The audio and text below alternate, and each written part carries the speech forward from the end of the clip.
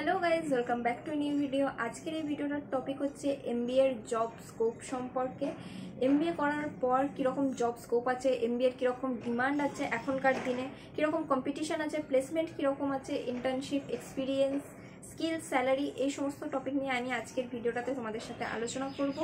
তো চলো ভিডিওটা স্টার্ট করা যাক।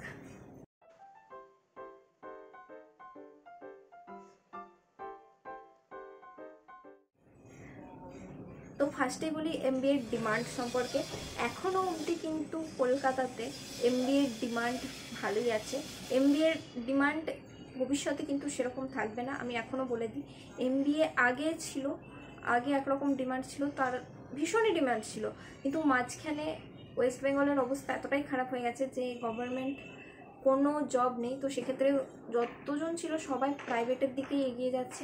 আর প্রাইভেটে এর জন্য এত ভিড় বেড়ে গেছে যে একটা স্ট্যান্ডার্ডও হাই হয়ে গেছে। প্রাইভেট কোম্পানিতে চাকরি করতে গেলে এমবিএ মাস্ট। কেউ হয়তো ডিস্টেন্সে এমবিএ করছে, কেউ হয়তো এমনি এমবিএ করেছে। তোমরা দেখবে এমবিএ মাস্ট প্রাইভেট কোম্পানিতে কাজ করার জন্য। এটা একটা একদম স্ট্যান্ডার্ড করে দিয়েছে এরা ওয়েস্ট বেঙ্গলে। আউট অফ ওয়েস্ট বেঙ্গল এত স্ট্যান্ডার্ড নেই, বাট ওয়েস্ট বেঙ্গলে একদম একটা স্ট্যান্ডার্ড হয়ে গেছে।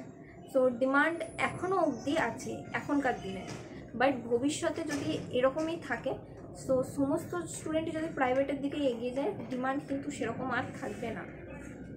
ডিমান্ড খুব হয়তো স্টুডেন্ট নেবে, বাট ওদের স্যালারি প্যাকেজ কমিয়ে দেবে, এটাই স্বাভাবিক। কারণ এত স্টুডেন্ট আছে, এত জব দেওয়া তো সম্ভব না।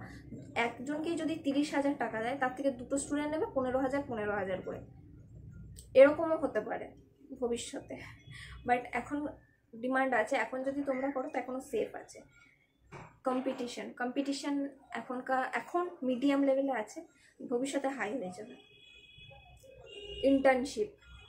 ইন্টার্নশিপ এখন মাস্ট হয়ে গেছে। প্র্যাকটিক্যাল আগে এমবিএ এত ছিল না, বাট এখন এমবিএতে ইন্টার্নশিপ বা ট্রেনিং খুব দরকার, প্র্যাকটিক্যাল খুব দরকার।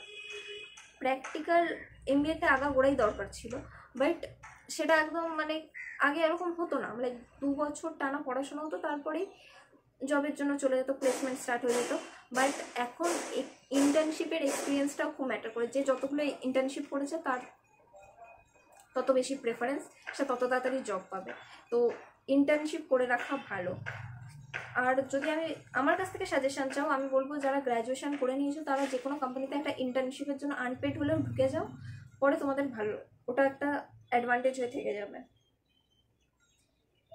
এরপর হচ্ছে স্কিলস। আমি বলবো তোমরা নিজেদের স্কিলস যত বাড়াতে পারবে তত তোমাদের জন্য ভালো হবে। কারণ এত স্টুডেন্ট বেড়ে গেছে, সবার কাছে অনেক স্কিলস আছে, অনেক।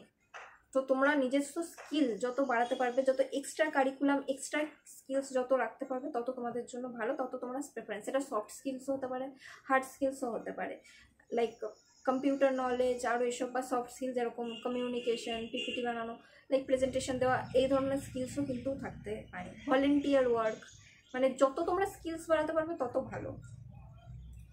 এরপর হচ্ছে এক্সপিরিয়েন্স। এখনকার দিনে না এক্সপিরিয়েন্স ছাড়া কিচ্ছু হবে না, নেবেই না। যদি তোমরা ফ্রেশার হও তাহলে ইন্টার্নশিপের এক্সপিরিয়েন্স দেখবে, আর যদি জবে ঢুকে যাও সেক্ষেত্রে 3-4 বছরের একটা এক্সপিরিয়েন্স লাগবে, তবে নাকি সিনিয়র ডেজিগনেশনে যাওয়া যাবে। এরকম অনেক জিনিস হচ্ছে এখন। সো এক্সপিরিয়েন্সটা ম্যাটার করে। যদি তোমরা ফ্রেশার হও, আমি তোমাদেরকে বলি ইন্টার্নশিপ করে রাখো, মিনিমাম 2টো ইন্টার্নশিপ করে রাখো। একটা সামার ইন্টার্নশিপ, উইন্টার ইন্টার্নশিপ বলে চালিয়ে দাও। ইন্টার্নশিপ ম্যাটার করে, একটা এক্সপিরিয়েন্স তোমাদেরকে যা হোক করে জোগাড় করতে হবে, একটা সার্টিফিকেট। এবার কষ্টটা এটাই হচ্ছে যে ইন্টার্নশিপ এখনকার দিনে এমবিএতে পেইড ইন্টার্নশিপ কেউ দেয় না, আনপেডই করে দিয়েছে। এমবিএতে 100% পেইড ইন্টার্নশিপ হওয়া দরকার, বাট এখন যেহেতু সব আনপেড হয়ে যাচ্ছে, কারণ এত স্টুডেন্ট আছে। সো তোমাদেরকে 2-3 মাস আনপেড বিনা টাকায় একটা কোম্পানিতে 3 মাস ধরে টানা খেটে যেতে হবে, তবে যে তোমরা একটা সার্টিফিকেট পাবে, সেই সার্টিফিকেটটা তোমাদের কাজে লাগবে ভবিষ্যতে। শুধুমাত্র ফার্স্ট জবটা পাওয়ার জন্য সেই ইন্টার্নশিপের সার্টিফিকেটটা কাজে লাগবে, তাছাড়া আর লাগবে না। এটাই হচ্ছে প্রবলেম।